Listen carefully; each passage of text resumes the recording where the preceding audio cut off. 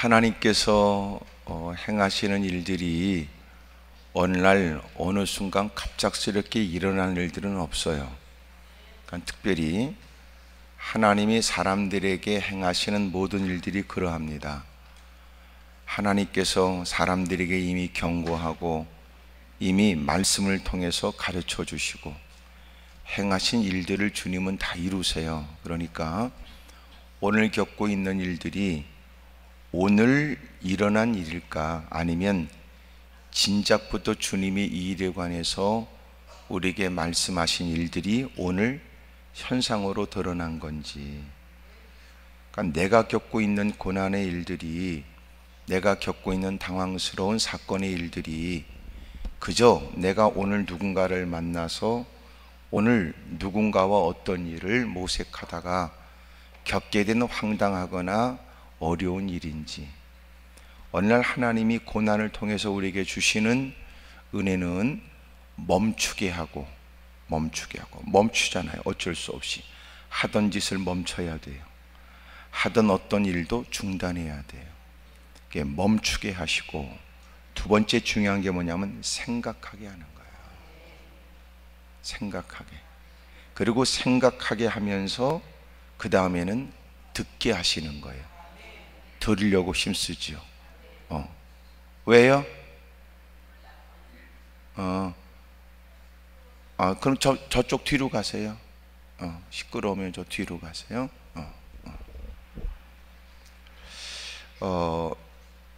하나님께서 고난을 통해서 우리에게 너 멈춰라, 너 중단해라. 하던 짓을 중단해요. 그 다음에 생각해요. 그 다음에 나타나지는 현상이 뭐냐면 이제는 들어야 되겠다는 거야. 자기 일과 관련된 이 사람 저 사람 얘기에 어떻게 문제를 해결해야 될지에 관해서 듣겠다는 거예요. 그래서 하나님이 질주하는 사람, 남의 말을 무시하고 자기 고집대로 살려고 애쓰는 사람들, 하나님은 그에게 어쩔 수 없이 하던 자기의 짓을 멈추지 않으면 안 되도록 만들어요. 여기 보세요. 그리고 멈추게 하신 다음에 그로 하여금 생각하게 해요. 내가 왜 이런 일을 겪었지? 내가 왜 이런 일을 만났지? 어쩌다 이 꼬라지가 됐지? 별 생각도 하죠. 그 자식 때문에 그럴 수 있어. 그 인간을 안 만났더라면, 내가 그 인간을 몰랐더라면, 별 생각이 다 돼요. 내가 조금만 늦었더라면, 조금 빨리 내가 일을, 별 생각을 다 하죠. 그리고 그렇게 생각해도 해결이 안 돼. 그러니까 그 다음에는 들어봐야 되겠다. 어떻게 이 문제를 해결해야 될지. 평상시 오만방자하고 거들먹거렸던 인간이 이제는 무시하고 살아왔던 인간이 이런 일들에 관해서 경험이 있고 그 문제를 극복하려고 애쓰는 사람들에 가서 들으려고 그러는 거예요. 이럴 때는 어떻게 해야 되는지 들으려고 그래요. 그러니까 사람이 너무나 기고만장할 만큼의 좋은 여건이 되면 안 들어요. 싸가지가 없지요. 그래서 주변의 사람들이 그 인간 싸가지가 없어. 왜 그래요? 남의 말 안 들으니까. 충고하는데도 외면하니까. 그러니까 싸가지가 없다고 그러는 거예요. 간단해요. 싸가지가 없는 것. 쏘가지가 더러워진 거예요. 사람이 적어도 힘들고 어려울 때는 자기가 자기 윗사람을 알아볼 줄 알아. 알아본다는 게 뭐예요? 들으려고 하는 건데, 어느 순간 이젠 들으려고 안 해요. 그러니까 싸가지가 없어지는 거예요. 옆에 사람한테 물어봐요. 그쪽은 네 가지는 있냐고 물어봐요. 시작. 싸가지는 없는데 네 가지는 있어요? 그러니까 어느 순간 하나님이 고난을 통해서 그에게 조치하시는 게 뭐냐면 멈춰. 이래도 안 멈춰? 이래도 안 멈춰? 소위 이런 거지요. 다리를 지나가다가 여기 출입금지입니다. 그래도 그냥 가 그 인간이? 그래서 방법은 다리를 끊어버린 거예요. 그러니까 그 인간이 이제 안 죽으려면 멈춰야죠. 그리고 생각한다고요. 다른 길은 없나? 이렇게. 그 다음에 듣지요. 사람들은 뭐라고 말하는지 이런 상황에 관해서. 인간이 보통 얘기가 아니에요. 여러분들이 그냥 듣겠다는 사람은 아니야. 내가 볼 때는 옆에 사람한테 물어봐. 이제 우리가 그냥 듣겠다는 사람은 아니지요. 해봐요. 시작. 좋은 말 할 때 해봐요. 인간이 그렇게 못되고 더럽다고요. 그래서 하나님이 고난을 통해서 그로 하여금 결국은 듣지 않으면 안 되도록 만들어요. 그리고 주님은 그에게 생명이 되는 말씀을 들려주는 거예요. 근데 또 하나, 들어도 그런 지경의 일을 만나지 않으면 진지하게 경청을 안 해요. 그러니까 상태가 심각하게 들어요. 상대가 심각해야 들어요. 그러니까 웬만하면 그랬어? 그냥 모르는 것에 관해서 배우겠다는 마음으로 들을 수 있지만, 그러나 심각하면 생명과 직결되니까 진지하게 듣는 거예요. 하나님이 우리를 살리시기 위해서 그런 조치를 해요. 그러니까 고난과 고통의 일들, 왜 이렇게 나는 예전에 겪지 못한 심각한 일을 만나야 되거나 많은 사람이 안타깝다고 여길 만한 일을 겪어야 하는지, 어느 날 생각해 보니까 지난날 주님이 일에 관해서 언급하셨던 일들이 생각나죠. 그럼 이제 지나갔잖아요. 그러니까 이제는 쫓아와서 듣겠다는 거야. 내가 진작 들었어야 했었으나 이제 어려움을 겪고 나서야 그 말씀을 진작 들었어야 했다는 걸 후회스럽게 깨닫게 됐습니다. 이제는 귀를 바싹 기울여서 이제는 어떻게 해야 됩니까? 라고 듣는단 말이에요. 그런 중에도 주님은 너같이 거지 같은 인간들, 진작 그렇게 해서는 안 된다고 너를 사랑하여 일러줬으나 이제 돈 떨어지고 신발 떨어지고 오갈 데 없는 비참한 꼬라지가 된 너, 그래도 주님이 너 따구를 사랑한다, 또 너에게 들려주시는데, 이러고 또 말씀하시니까 이제는 감격과 기쁨으로 눈에 눈물을 가득 담고 그 말씀을 듣는 거예요. 세상에서는 지위를 따져 만날 사람을 가릴 때 주님은 전혀 그런 것 따지지 아니하시고, 그렇게 주신 허락되어진 기회를 외면하거나 몹쓸 짓을 한 우리를 주님이 여전히 사랑하셔서 거두어 주시는 은혜를 너무너무 감사하는 마음으로 그 말씀을 경청하게 되죠. 그러니까 고난은 그냥 지금 당장의 일이 아니었어요. 생각해 보니까 주님이 진작부터 예수님을 믿는 것도, 그래 내가 이제서 예수님을 믿고 나니까 옛날에 진작 누군가가 나한테 건넸던 얘기를 들었어야 했어. 들었어야 내가 이제서 그 많은 세월을 허송세월 보내고 고통과 어려움, 좋았던 때를 다 잃어버리고 비참한 처지가 되어져 이제서 예수님의 말씀을 귀담아 듣고 가슴으로 받고, 그리고 내가 이게 구원을 받은 것도 은혜인 건 사실이지만 이제 보니까 내가 그때 깨달았어야 했어. 그때. 그런 누군가는 깊이 생각하면서 이런 마음 들을지, 옛날에는 다 하인벨 소리가 다 있었잖아요. 그리고 종도 쳤다고요. 그때 어쩐지 그 소리를 들으면 내 마음 가운데 아이고 나도 이 못되고 그릇된 행실을 고쳐야지, 그런 마음이 은근히 들었던 한때가 있었었지, 그 생각까지 드는 거야. 그러니까 하나님은 오늘 내가 이렇게 고난과 고통을 통해서 내가 예수님을 믿지 않으면 안 되었다 생각했지만, 사실 따져보니까 어느 날 깊이 생각하고 말씀을 들으면서 또 지난날 일들을 떠올리게 하시고, 또 누군가가 옛날 얘기하면서 그래 맞아 나도 그때 그런 일이 있었었다라고 어렴풋이 생각나지는 일들을 더듬어 보니까 주님은 진짜 옛날부터 하나님의 나를 불렀던 거예요. 참 인간이 어리석죠. 그러니까 오늘 겪고 있는 시련과 역경, 괴로움, 고통의 일도 사실은 오늘의 일은 아니에요.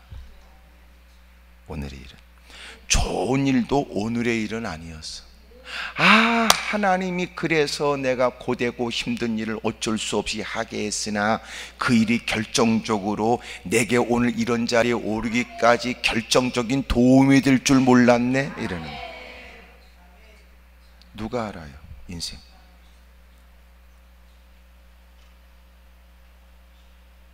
제가 대학 강단에서 겸임교수로 있었거든요. 그래서 제가 학생들을 가르치면서 너희들이 오늘 당장 하나님의 말씀을 소위 성경에 관해서 배운다고 하는 것이 내게 무슨 소용이 있고, 나는 종교와 다르고 종교가 다르니까 이것이 나에게 무슨 관계가 있냐고 말할지 모르지만, 누가 아냐? 어느 순간, 결정적 순간에 네가 오늘 이렇게라도 원하진 않았으나 학과로서 반드시 학점을 이수해야 될 과정으로서 네가 이렇게 배우는 일이 어느 날 네 인생 속에 결정적 순간에 이렇게라도 마지못해 배우는 시간을 어차피 배우는 거 제대로 배우자라고 배우고 듣고 터득한 이 일이 결정적 순간에 너에게 중요한 일이 될지 누가 알겠느냐. 그랬어요. 일부러 내가 다른 시간을 다 빼고라도 그 무엇인가를 누군가는 배우려고 했을 때, 너는 어쩔 수 없이라도 이런 과목의 이런 과정의 일들을 네가 하면서 어차피 배우는 거, 어차피 학점과 관련 있는 일, 어차피 배우는 거 제대로, 어차피 듣는 거 이왕이면 내게 유익이 되도록 듣는다면 어느 순간 네 일생에 예기치 못한 결정적 순간에 그렇게 배운 것이 너를 살릴지도 모른다, 그런 얘기도 했어요. 시간이 지나서 보니까 그때 들었던 거 제대로 들어둘 걸 후회되는 일이 우리는 한두 가지입니까? 내가 그때 배울 때 제대로 배울 걸, 그런 후회가 우리는 없는가요? 시간이 지나서 보니까 오늘 겪는 일들이 오늘 내가 어쩌다가 재수없는 인간 만나, 어쩌다가 내가 이런 일들을 겪어서 이런 게 아니고, 더듬어 생각해 보니까 어쩐지 그때 강대상에서 선포되는 말씀에 여러분 결코 하나님 말씀을 경히 여기지 마세요. 하나님께 엎드려 지혜를 구하며 험악한 세상, 예기치 못한 일들이 돌출되는 하루가 다르게 바뀌어지는 세상에 하나님께 은혜를 구하십시오. 그게 무슨 말인지 이제서 이해가 되는구나. 이제서 깨달아진다. 오늘 지금 여러분 만난 문제도, 지금 여러분이 갖고 있는 문제, 어쩌다 내가 그걸 생각 못했네, 내가 하여튼 그 사업하면서 나도 경험이 있는데 그걸 생각 못했네, 이것저것 따지고 원인 분석을 하고 있지만 착각하지 마세요. 하나님이 멈추게 하고 진지하게 점점 범위를 넓혀가면서 생각하게 하고, 그리고 신앙적인 사고를 갖게 하셔서 이것이 사업과 관련된 일이고 인간관계의 일상에서 만나는 일 같으나 점점점 그가 생각이 깊어지면 사고의 영역이 넓어지잖아요. 이것이 혹시나 내가 막연하게 생각했던 그 하나님의 간섭? 이것이 혹시나 하나님이 어떤 뜻을 가지고 하나님이 내게 개입하셔서 뭔가를 위해 자극하시는 어떤 이유 있는 일? 이래가면서, 그리고 또 지가 또 고개를 좌우로 흔들면서 그럴 리가, 또 이러다가 아무리 따져봐도 이건 방법이 답이 없으니까 혹시, 그러다가 점점점 그 생각이 커지고 마음이 편치 않아. 그렇다면 하나님께서 내가 하나님의 뜻대로 살지 못함으로 겪게 된 이 사건에, 그러면 하나님께서는 이런 일에 관해 내가 부끄럽지만 염치 없지만 내가 해야 될 조치에 관해서는 뭐라고 말씀하실까? 그래서 상담도 요청하고, 그리고 상담을 요청하기에는 또 자존심이 더럽게 기분이 안 좋고, 그러니까 예배 한 자리에 여러분 꿰차고 앉아서 나도 아무런 문제는 없으나 오늘 내가 까짓 거 한번 참석해 봤습니다 라고 하는 폼을 잡고, 그리고 막 악서대는 그 외쳐대는 소리에 나하고는 없지만 그래도 오늘 한번 착한 마음으로 하여튼 시간을 여유를 갖고 참석한 것처럼 폼 잡고 앉았다가, 그러나 내심 혹시나 자신과 관련된 일에 관해서 어떤 뭔가를 얻어들을 수 있지 않겠는가? 동참입니다. 하나님 말씀을 듣는 중에 눈물이 핑 도네요. 정말로 코끝이 찡하네요. 정말로 가슴이 들락달락 해가면서 깨닫는 거예요. 하나님이 그렇게 우리를 다루어 양육하시는 거예요. 크게 아멘 하십시다. 우리를 자녀 삼으신 주님이 우리를 또 양육시키세요. 그렇게 해서 우리를 때로는 매섭게 한량없는 하나님의 사랑을 알게 하시더니 그 사랑만큼이나 우리에게 아주 지독스럽게 그 세밀하게 간섭해 가시면서 우리를 성장케 하시는 거예요. 그러니까 오늘 여러분 겪고 있는 일들이 지금 당장의 일은 아니라, 왜 그럴까? 무슨 뜻일까? 점점점 우리가 하나님 안에서 생각해요. 말씀 읽으면서 생각의 폭이 점점점 넓어져요. 누군가의 사례 일들을 통하여 혹시 나에게도 이런 생각도 해요. 여러분, 막연한 마음의 두려움보다는 그 두려움 일들과 직면해서 문제를 파헤쳐 그 두려움의 문제를 해결하는 게 지혜입니다. 그렇지 않으면 유야무야 넘어가는 이런저런 일에 그것을 잠시 잊어버리겠다는 당신에게 어둠의 세력은 당신의 약점을 기가 막히게 알므로 그런 두려움의 사건을 통하여 다시 여러분들이 소스라치게 놀라 당연히 해야 될 일을 손을 놓게 만들거나 마땅히 해야 될 일에 겁을 집어먹고 꽁무니 빼고 일상의 삶이 버겁도록 만들어버리거든. 예기치 못한 새로운 일을 만나면서도 극복해야 되지만 당신이 오늘 겪고 있는 그 모든 트라우마도 정면으로 부딪혀 극복하셔야 돼요. 그렇지 않으면 지금 환경이 나아져도 그 트라우마는 반드시 어둠의 세력은 아주 못돼 가지고 구원을 받았으나 과거의 죄의 일들을 기억나게 해서 그리고 너는 희망 없는 인생이라고 참소하는 바, 그런 부분에 관해서 우리가 나는 구원을 받았다, 주님이 말씀하셨으니 나는 구원받은 것이다 라고 하는 구원의 확신을, 그런 두려움을 맞서가면서 승리하지 않으면 반드시 어떤 계기 누군가를 통해서라도 당신은 그 두려움에 또 넘어질 수밖에 없어요. 그러므로 여러분에게 있는 약점 일들을 여러분 평생 짊어지고 싸워야 될 것도 있지만 때로는 여러분이 두려움을 갖게 하는 그 문제와 직면하여 그런 문제를 자꾸 이겨나가셔야 돼요. 이해가 됩니까? 내가 여러분 과거의 트라우마 때문에 사람과 인간관계가 잘못된다고요. 그 트라우마가 주는 게 이런 거예요. 내가 지난날 나를 그렇게 일평생 잊을 수 없는 상처를 내게 했던 그 인간, 그러면 그 인간만 생각나는 게 아니라 그 인간과 관련된 일들이 다 우리에게 우리를 힘들게 하는 트라우마의 모든 조각으로 나타나져요.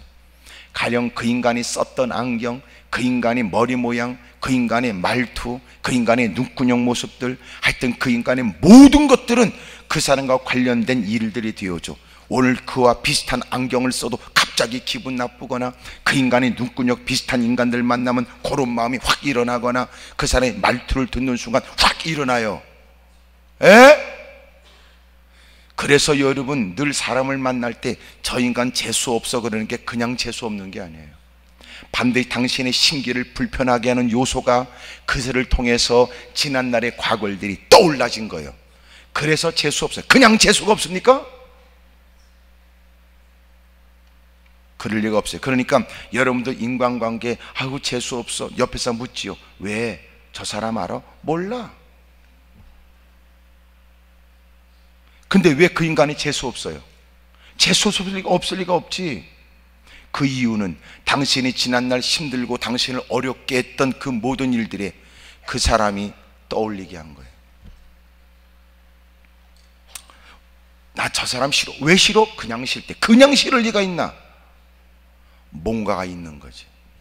그러니까 여러분들이 그런 일들에 직면해서 반드시 이겨내지 않으면 여러분들이 그것이 다 삶에 전반적으로 다 영향을 줍니다.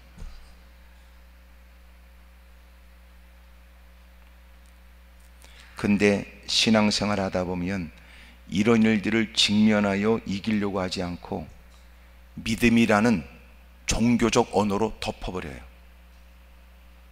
그러니까 더러운 귀신이 당신의 약점을 여전히 움켜쥐고 있는 거예요. 그래서 신앙생활 잘하다가 어느 순간 불현듯 그가 상상하지 못한 짓거리를 하는 것, 과거의 어떤 일로 마음을 푹 찌르면 인간관계에 누군가는 난처한 일들을 겪어요. 그런 인간 때문에. 그러면 솔직히 본인이 죄송합니다, 제가 과거에 이런 일들이 있어서 제 마음에 상처가 있고 이런 일들을 내가 극복하려고 하지만 내가 이런 일들을 만나면 괜히 자꾸만 지난날 나쁜 일이 생각나서요, 이렇게 말하면 사람이 이해라도 하지요. 대부분 그렇게 말 안 해요. 자기가 성질내거나 못된 짓 하는 당장의 이유만 말도 안 되는 헛소리를 변명처럼 해야 되죠. 나이 퍼먹으면 더 하지요.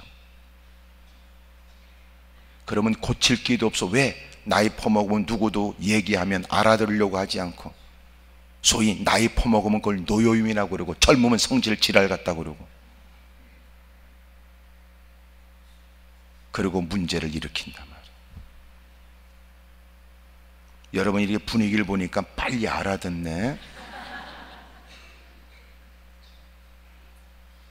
근데 이 일이 실제적으로 중요한 얘기예요. 대단히 중요한 얘기예요. 왜냐하면 여러분도 인간관계 속에서 어느 날은 좋다 싶었는데 예기치 못한 일들로 피차 상처가 되거나 서운할 때가 많이 생기는 것처럼, 재수 없는 게 그냥 재수 없는 사람이었고 싫은 게 그냥 싫은 게 아니에요. 이미 과거의 경험이 전제되어 있는 거예요. 그러니까 이런 부분의 일들을 본인이, 남들은 괜찮다고 말할지 모르지만 본인이 알잖아요. 하나님, 저요 사람을 만날 때 이런 부분이 잘 안 됩니다. 방법은 간단해요. 내가 그 인간에게 기분 나쁘면 갖고 있는 힘, 능력, 위력으로 그를 짓밟아서 찍소리 못하게 하든지, 두 번째, 그 인간을 안 만나든지. 그리고 그럭저럭 신앙생활하면서 잘한다고 착각하지 마세요. 지금 우리 자신에게 뭔가 있으니까. 표정들 보니까 별로 안 좋네. 지금 지난 날의 일이 떠오를지 모르죠. 하지만 당신이 직면해서 극복하지 않으면 그것이 당신에게 평생 살아가면서 원수마귀가 도전하는 거리가 될 거예요.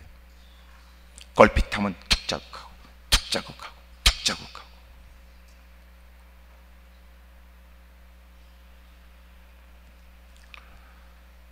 저는 한때 제가 전도사 사역하면서 교회에서 사역하는데 이 고등부 아이들 수련회 할 장소를 답사를 간다고 갔다가 교사들하고 그리고 같이 식사를 했던 것 같아요. 여름이었는데, 그러면서 아주 오동통한 그 꼬막 반찬이 나와서 꼬막 반찬을 먹고 탈이 났어요. 고생했죠. 상한 거였어요. 그 다음부터요, 꼬막만 보면 그 오래전의 일이 탁 떠올라요. 보세요.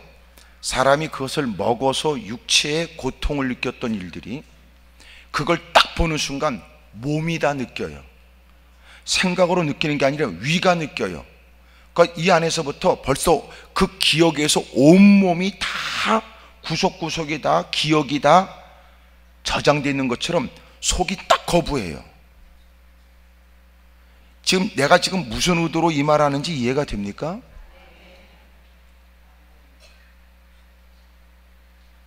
그러니까 나쁜 기억이 우리의 육체를 다 영향을 준다. 그러니까 대부분 병원에 가서도 병명이 안 나오는 것은 다 마음의 문제예요. 나쁜 기억이 그의 온몸을 근육도 다 수축시켜요. 그래서 여러분도 성질 나면 손끝이 떨린다면서.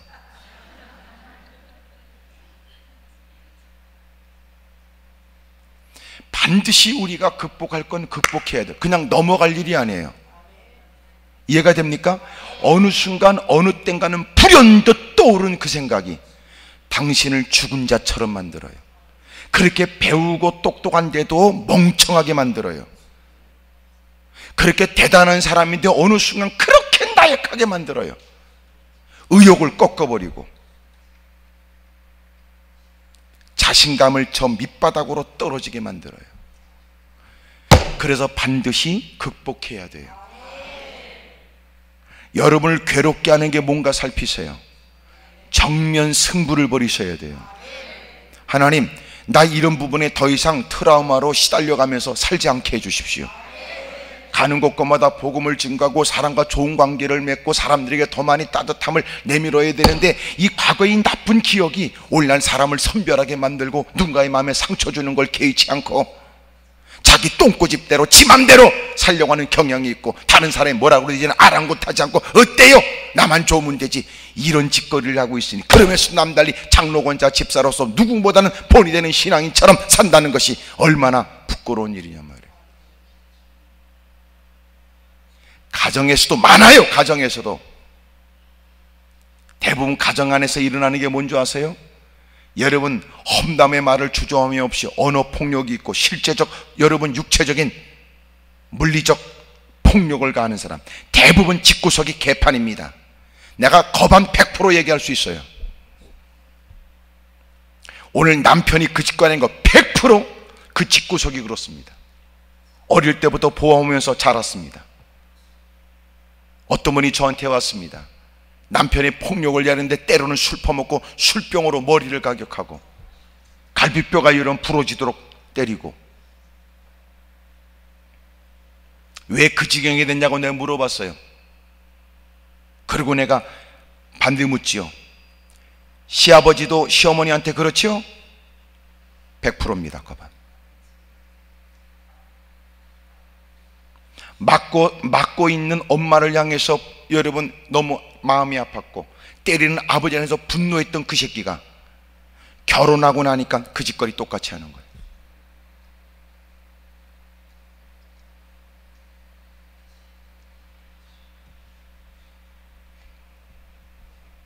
더 웃기는 건 자기가 두드려 펴는데 아내가 반항하면, 야, 우리 엄마는 아버지가 때릴 때 너처럼 이렇게 반항하지 않았어?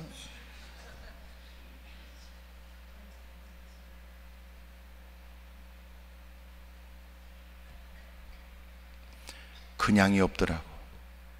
그냥.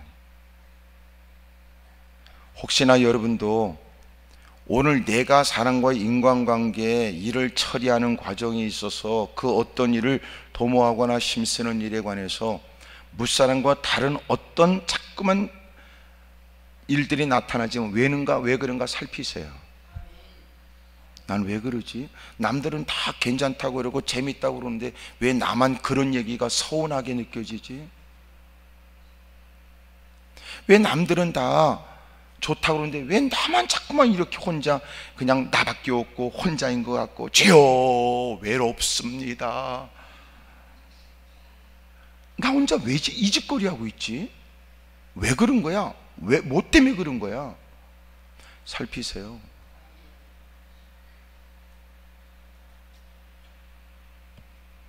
그러니까 자꾸 우울증이 너는 나하고 비슷하다 그러고 찾아오지. 우울할 수는 있지만 여러분, 그 증세가 심해지면 우울증이 되는 거야. 사로잡히면. 우리 그런 가능성이 있다는 거야. 이야, 오늘 아주 진지하네. 꼭 무슨 정신과 의사 만난 것 같아요. 제가 지금까지 그 많은 시간 다양한 사람을 만나면서 깨닫게 되더라고요. 제가 신학생들을 오랫동안 같이 여러분 훈련도 하고 보내고 있지만, 내가 신학생들한테도 강하게 이런 얘기를 하고, 너는 너의 삶에서, 너의 삶에 있어서 너에게서 가장 힘들게 하는 게 뭔가 생각해봐라. 인간관계를 풀어라, 용서해라, 그리고 극복해라. 그랬더니 놀라운 건요, 법안 없는 사람이 없어요.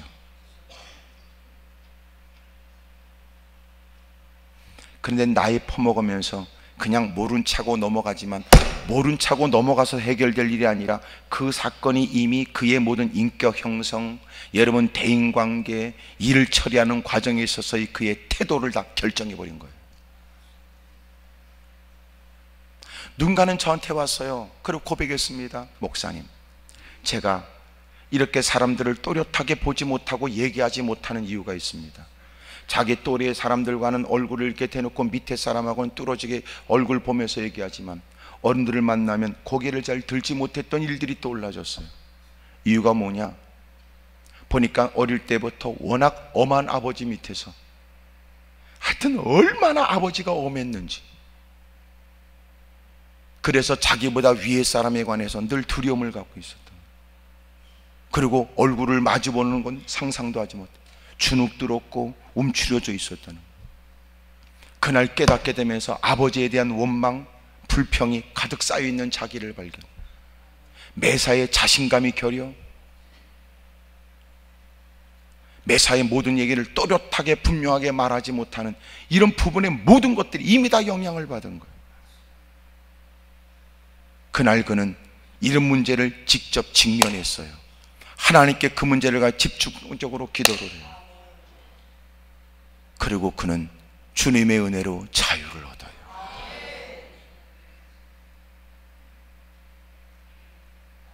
이런 게 우리에게 다 있어요. 그래서 유난히 누군가는 싫어, 누군가는 좋아. 이유가 어딨냐? 이유가 어딨냐? 나이 퍼먹으면 이런저런 이유를 대지만 실제로 그 마음에는 이유가 있는 거예요. 상처가 있었던 겁니다. 쉽게 말하면, 나 그 인간 싫어. 왜 싫어? 알아? 몰라.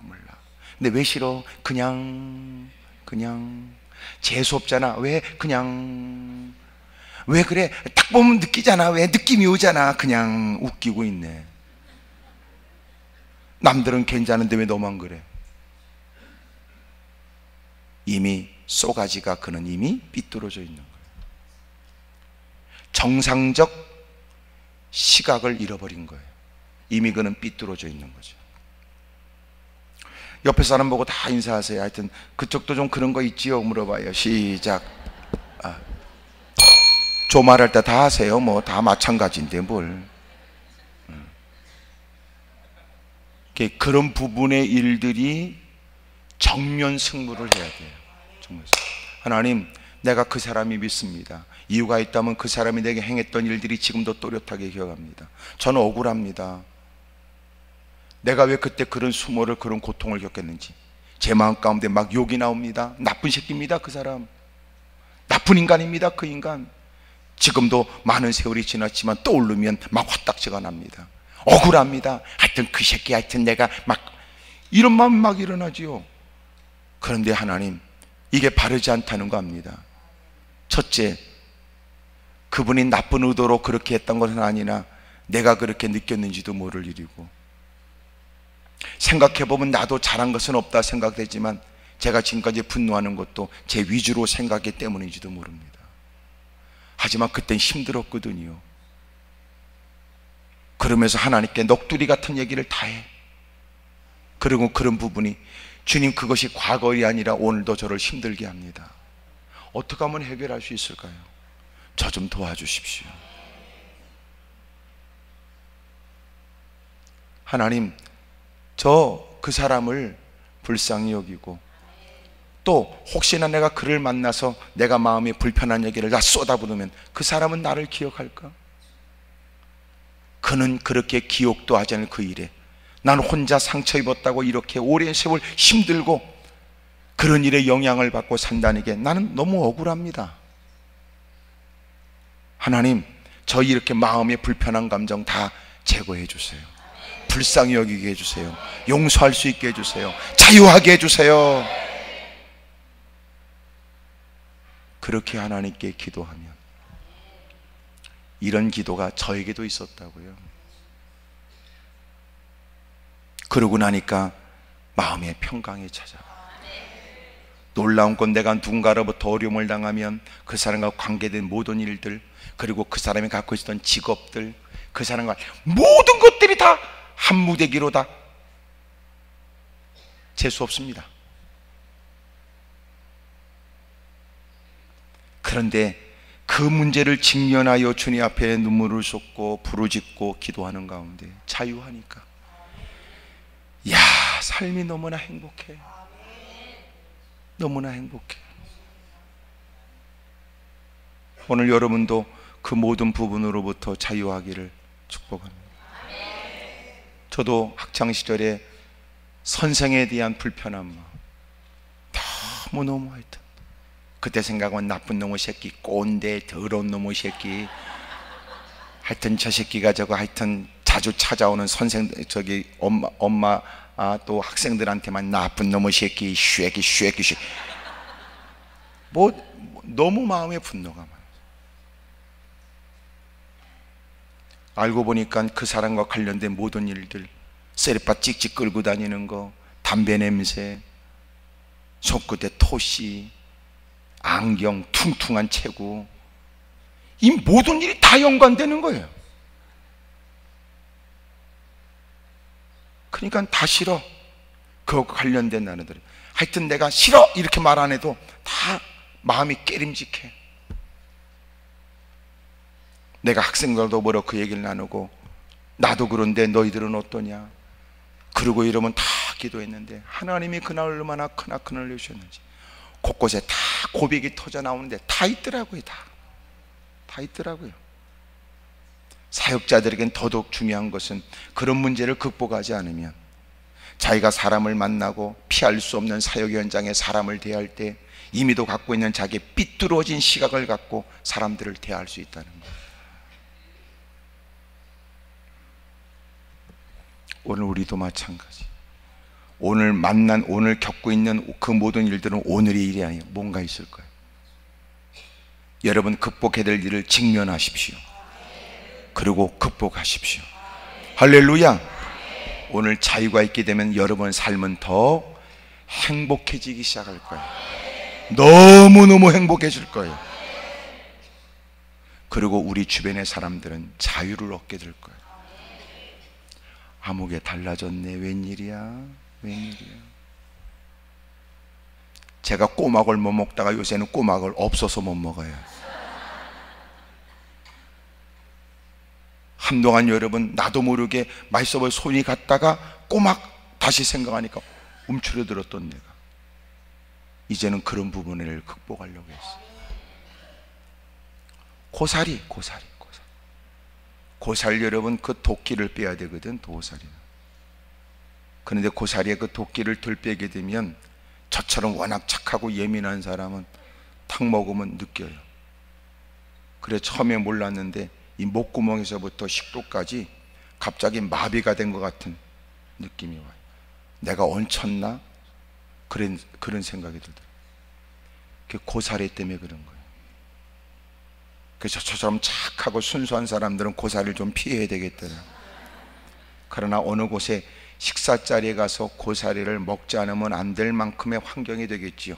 육개장 같은 거 이것저것 빼세요 이렇게 말할 수 없어요.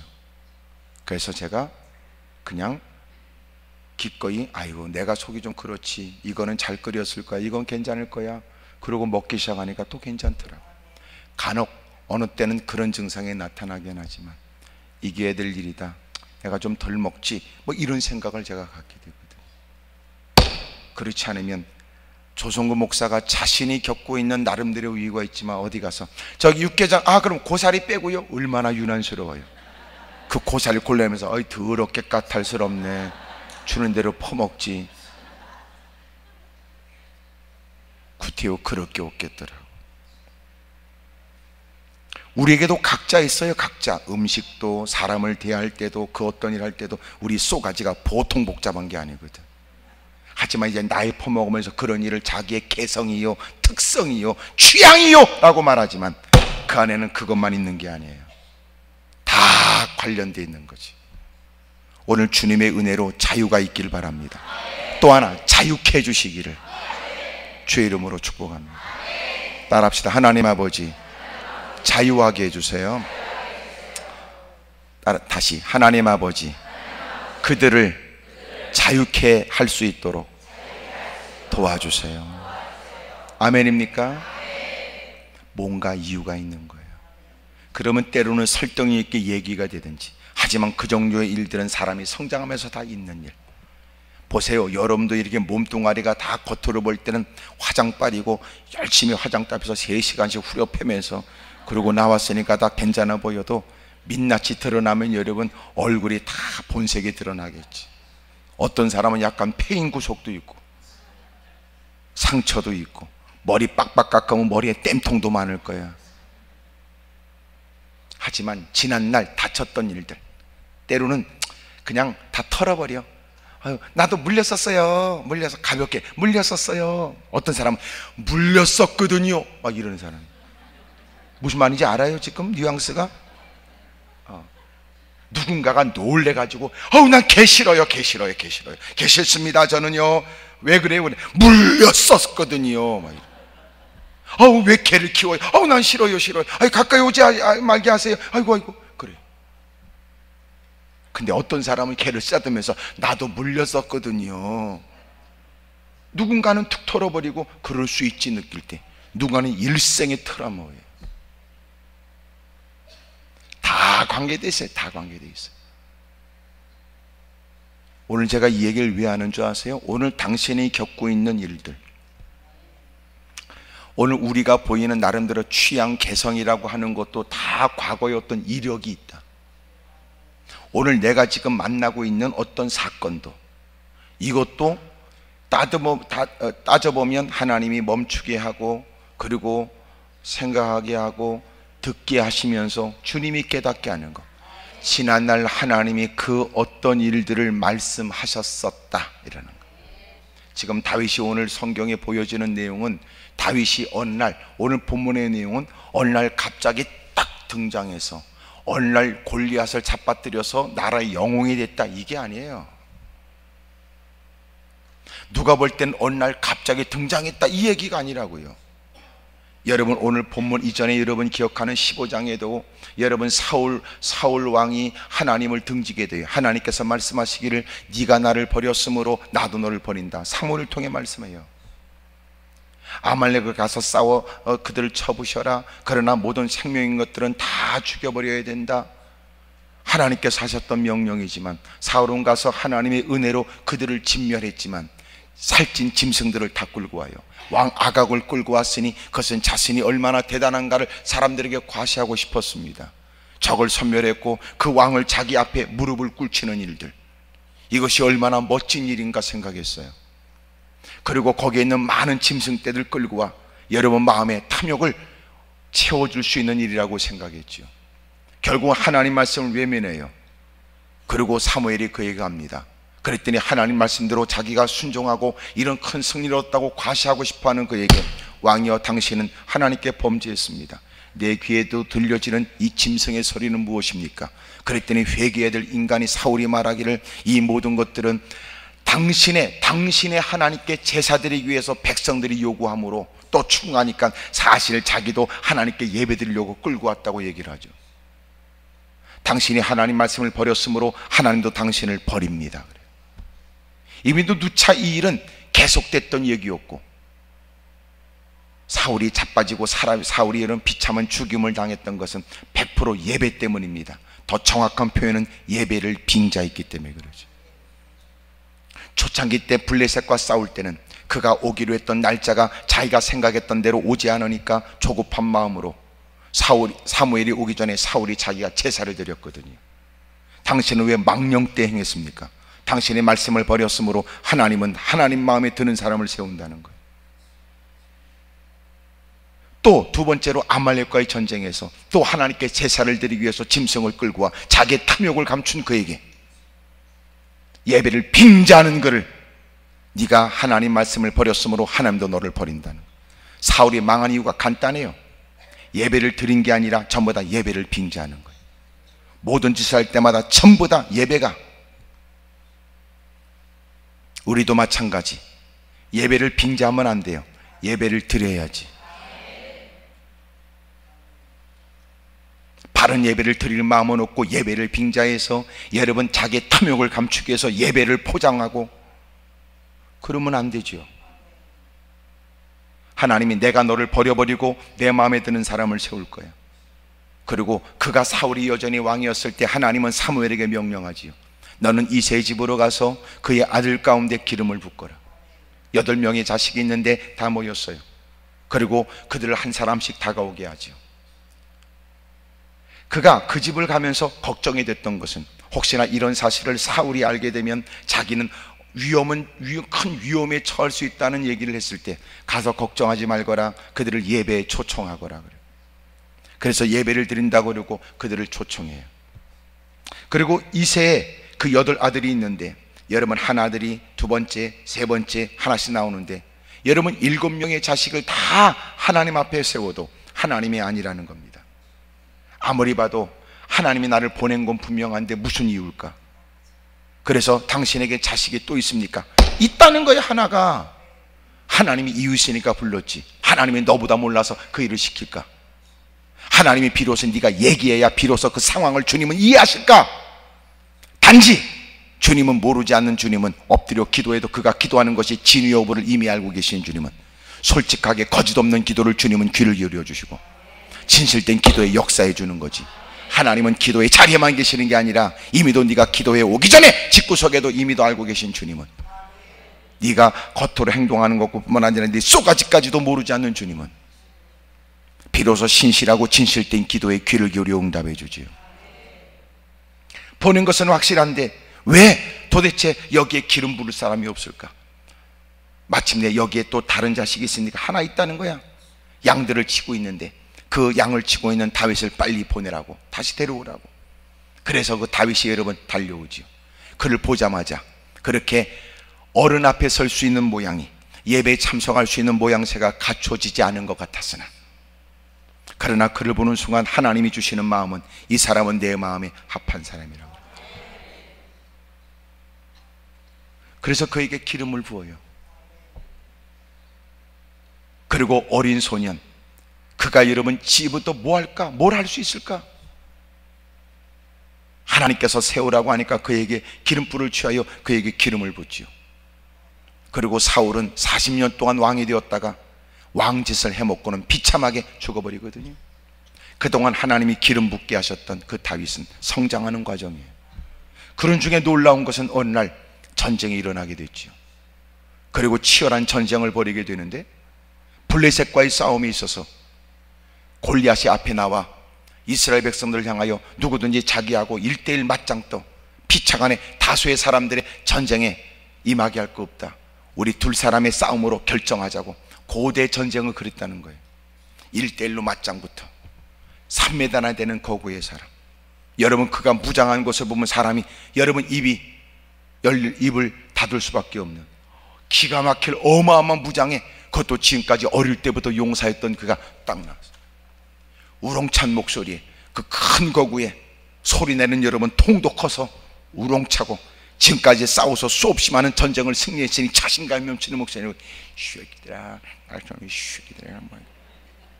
40일 동안 그랬대. 40일 동안 왜 그랬을까요?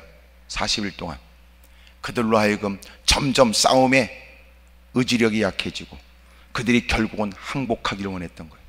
될 수 있으면 싸움에 피차 땀을 여러분 흘리고 피를 흘려가면서 그렇게 하는 것보다는 그들로 하여금 항복하게 하는 게 가장 좋은 방법이겠죠. 40일 동안 조서 나와서 이 새끼들아, 이 새끼야, 가서 여러분 나갈 싸움도 사람도 없고 사람들은 곳곳에 흩어지고 이제는 더 이상 싸움을 할 수 있는 여건과 환경도 다 잃어버려 가고 있는 거예요. 그럴 때 그 전쟁에 형들 3명이 나가 있다고요. 성경이 얘기하지요. 엘리압, 아비나답, 삼마, 3명의 사람이 나가 있어요. 그러니까 다윗은 여덟 번째고 7명의 형들이 있는데 7명의 형들 가운데 4번째 형들은 군대 징집될 나갈 나이가 되지 않는 거예요. 그러니까 군대 징집대 나갈 수 있는 형 3명만 나간 거죠. 엘리압, 아비나답, 그리고 삼마가. 근데 아버지가 걱정이 됐어요. 야, 내 형들이 어떻게 되는지 궁금해 죽겠다. 가서 내가 예물을 줄 테니까 그 위음품을 줄 테니까 너는 가져가서 형들이 어떻게 지내는가 좀 살펴보고 와라. 이것은 천부장 그분에게 예의상 그분에게 드리고, 그리고 형들을 만나 형들이 잘 있는지, 잘 있다는 증표를 갖고 와라 그랬어요. 다윗이 예 알았어요 아빠. 그리고 여러 물건을 들고 그리고 전쟁터에 갔어요. 전쟁터에 가서 들리는 얘기를 들은 거예요.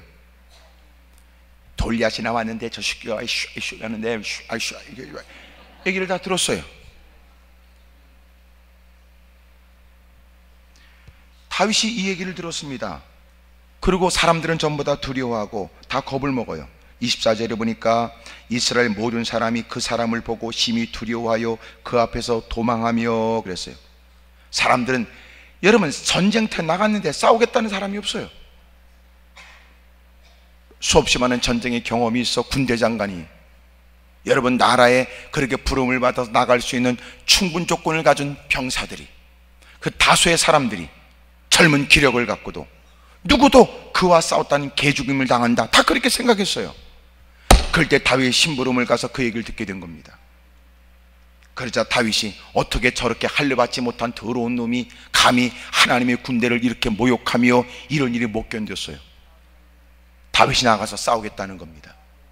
제일 먼저 반응, 형제들이 이 새끼야 너 또 여기 와서 또 까부네 또, 이 새끼를 어릴 때부터 개구지더니 말이야, 이 새끼야 너 여기 빨리 가, 이 새끼야 여기 네가 그렇게 장난치고 할 때가 아니야. 여기 오죽하면 형들도 겁을 먹고, 오죽하면 이렇게 대단한 사람들도 겁을 먹고 나서지 못해. 에이 가, 이 자식이 이게 꼬이 건방기가 있다니까 이거.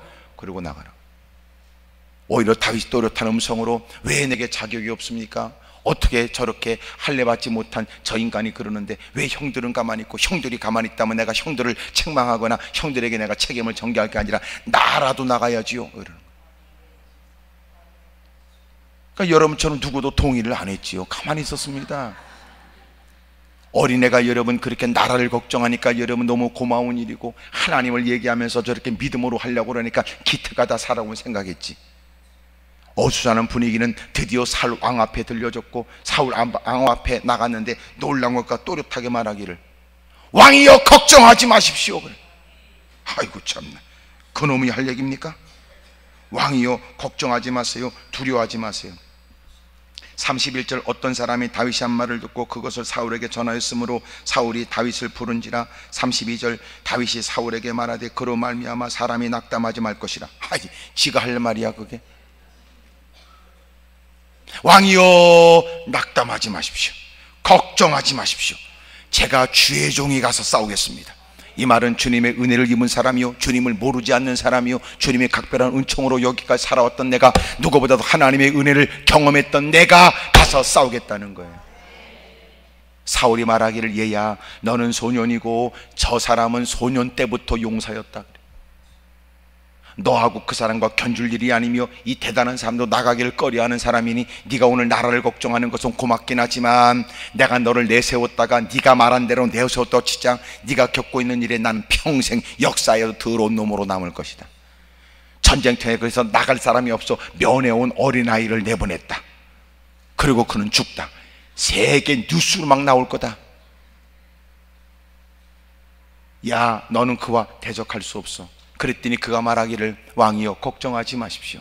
아버지가 맡겨진 양떼를 돌볼 때 하나님은 제게 은혜를 베풀었고, 곰과 사자가 다가와서 새끼양을 움키려고 하면 가서 싸웠으며, 그 곰과 사자가 뜻을 이루지 못하니까 나를 덤비겠다고 나한테 다가올 때 내가 그놈들을 때려 죽일 수 있었으니, 이 모든 것은 하나님이 들판에서도 하나님이 나와 함께 하셨고 하나님이 은혜를 베풀어 주셨습니다. 그리고 하나님은 나를 건져내 주셨으니 하나님은 이곳 전쟁통에서도 저 할례받지 못한 자의 손에서 건져내 주실 것입니다. 하나님이 또한 이기게 하셨으니 할례 받지 못한 그놈을 짐승의 하나처럼 쳐 죽이도록 하나님이 역사해 주실 거라는 거예요. 갑자기 여러분, 그를 만류했던 사울의 마음 가운데 새로운 마음이 생겼어요. 하나님이 주신 마음이었겠지. 어떻게 어린아이를 내보낼 수 있을까? 근데 갑자기 사울의 마음이 달라서, 그래, 전쟁은 이기는 자와 지는 자 사이에 계신 하나님이 이기게 하실 분이 주님이시니, 그러므로 이 전쟁에 누구보다도 가장 나서야 될 사람은 믿음 있는 사람이다. 이게 깨달아진 거예요. 이렇게 대단한 체격이 있고 나이를 따진다면 누구보다 율법을 배웠으며 누구보다도 교회를 출입하는 것은 익숙해도, 그러나 정작 문제를 만날 때는 이런 믿음을 가지고 있는 사람이 보이지 않을 때, 누가 봐도 어린 다윗이면 심부름으로 면회를 왔지만 이만한 믿음을 가진 자가 있겠냐, 이 생각. 사울이 제정신이 아닌 듯 기꺼이 그를 내보내. 그리고 지도 미안한 듯 지가 쓰고 있는 투구를 그에게 씌워줬는데요, 바켓스를 쓴 것 같아. 왜냐하면 사울은 무사람보다 어깨 하나가 더 큰 사람이었고 다윗은 어린 소년이었으니, 그 아이가 있기에는 그 큰 어른의 옷은 하사됐다는 건 신하로서의 큰 복이었지만, 그러나 실제적으로 전쟁터에 나가서 자기의 몸을 보호하긴커녕 마음껏 움직이는 것도 익숙하지 않은 처지에 투구를 벗고 갑옷을 벗고, 그리고 아버지의 심부름으로 올 때 그 모습 그대로 한 손에 막대기 하나 들고, 그리고는 자기의 제구에다가 짱돌 5개를 시냇가에서 집어넣고, 그리고 딱 가서 섰어요. 골리앗이 말하길, 새끼야, 너 개 잡으려고 너 막대기 들고 나왔냐, 새끼야. 근데 놀라운 건, 그것은 누군가를 비하하는 말이기도 하지만 진짜 지금 현재 고고학적으로 발견된 것에 의하면 그 당시 블레 사람들이 개고기를 먹었대요. 그래서 그를 그렇게 지칭했어요. 그리고 그 개고기를 먹을 때 옛날 여러분 어른들이 개고기 먹는다고 후렵했던 것처럼, 너 이 자식아, 너 막대기나 들고 온 곳에 너 개 잡으려고 막대기 들고 나왔냐, 이놈아?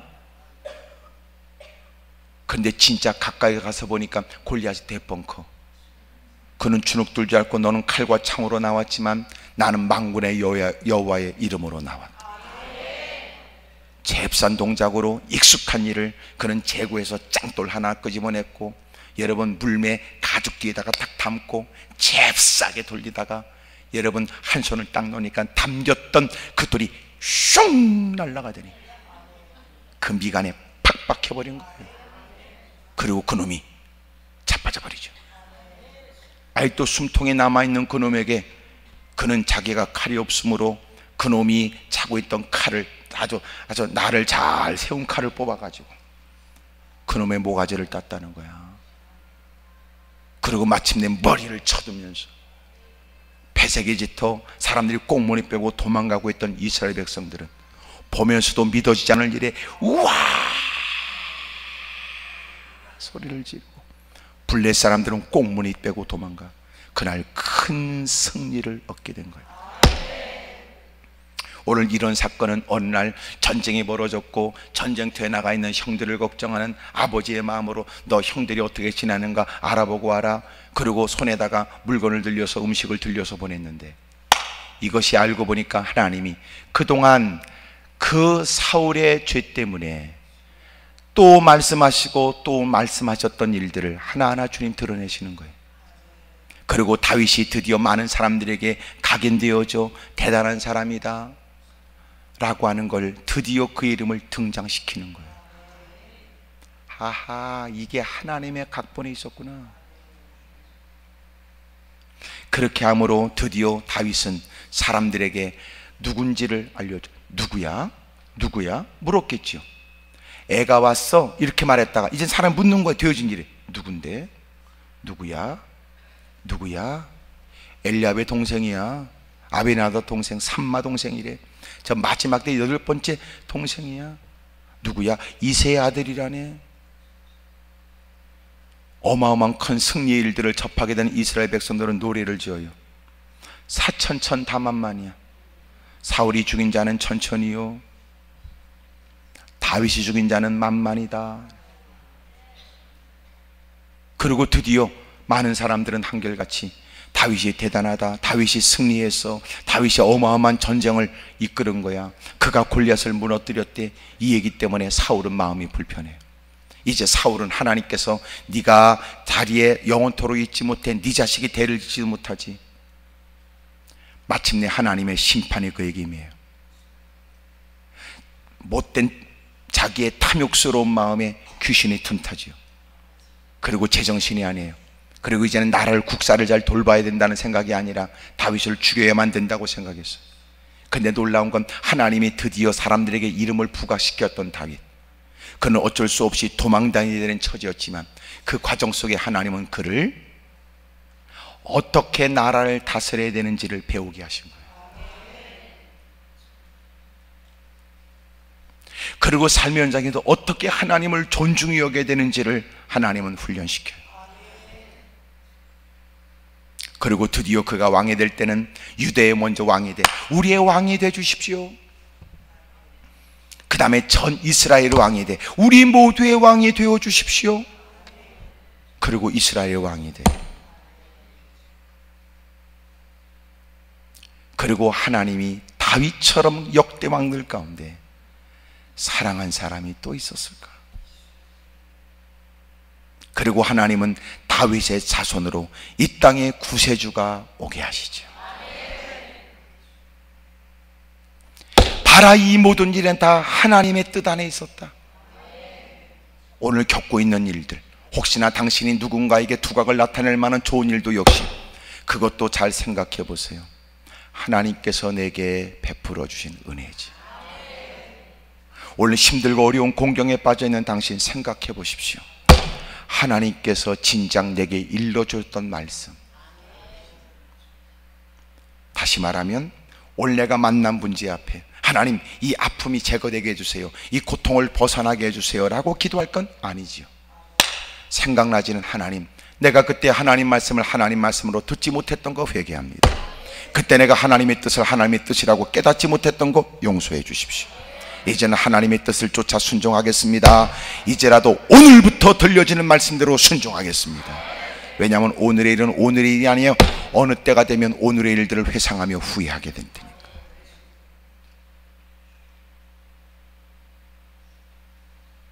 그러므로 오늘 여러분이 겪고 있는 모든 일들, 다양한 모든 일들, 하나님이 그를 풍요롭게 했다, 하나님이 그들을 삶의 고통과 고난을 줬다, 이것이 그래서 물질의 문제가 아니고 힘들고 어려운 상황의 문제가 아니고 신앙의 문제라고 얘기하는 겁니다. 오늘 저와 여러분들이 자신의 신앙을 살피세요. 이제부터라도 믿음으로 하나님 말씀을 쫓아 살면 이제부터는 달라집니다. 크게 아멘 하십시다. 할렐루야. 오늘 겪고 있는 그 일은, 그래서 당당하게 목사가 얘기합니다. 성경을 이유 삼아 신앙의 일이지요. 신앙의 일.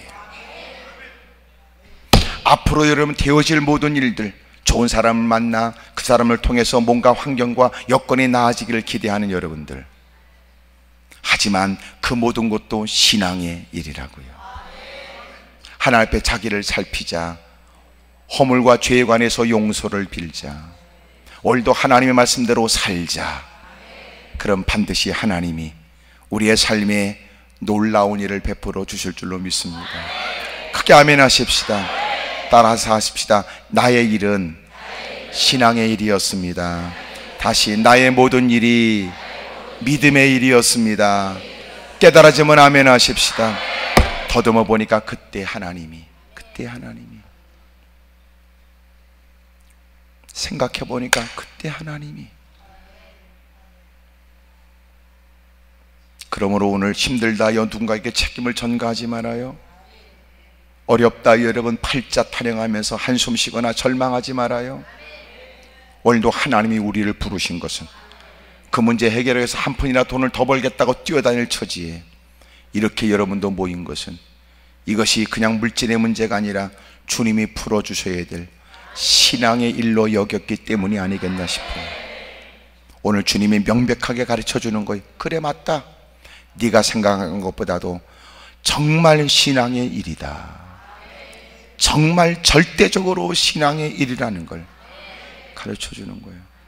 누군가는 힘들어서 이렇게 참석하여 혹시나 마음의 위로라도 받기를 기대하는 사람이 있지만, 주님은 위로의 문제가 아니에요. 여러분의 문제를 해결해 주려고 부르신 거죠. 종교적인 여러분 일로 단지 그냥 위로나 받겠다고 이런 거 아니에요.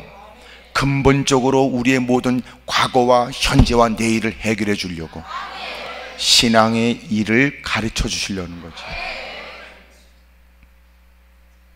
그러므로 하나님 말씀 따라 믿음으로 살려고 하는 것은 어리석은 일이 아닙니다. 대단히 중요한 일이죠. 옆에 사람하고 다 인사하세요. 저희 일은 신앙의 일이었습니다. 시작. 한 번 더 하세요. 저의 일은 신앙의 일입니다. 기도하겠습니다. 무릎을 꿇죠.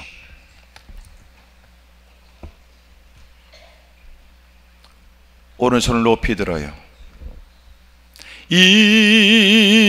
인내하신 구세주여, 내가 비오니 죄인 오라 하실 때 날 부르소서, 날 부르소서. 주여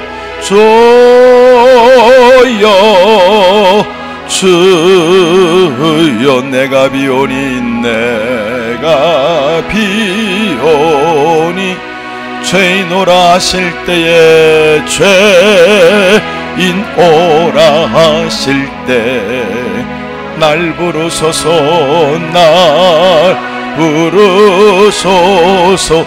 자비하신 보좌 앞에, 자비하신 보좌 꿇어 엎드려 자복하고 회개하니, 자복하고 회개하. 믿음 주세요.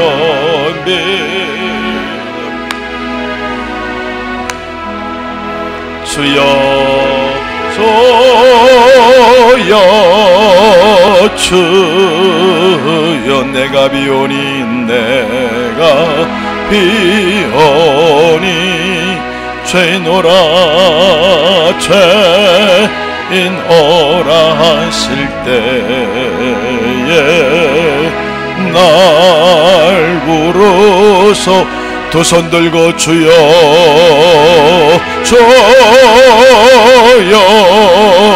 주여 내가 비오니, 내가 비오니 죄인 오라, 죄인 오라 하실 때에 날 부르소서. 주님을 크게 세 번 부르고 동서남지를 기도합니다. 주여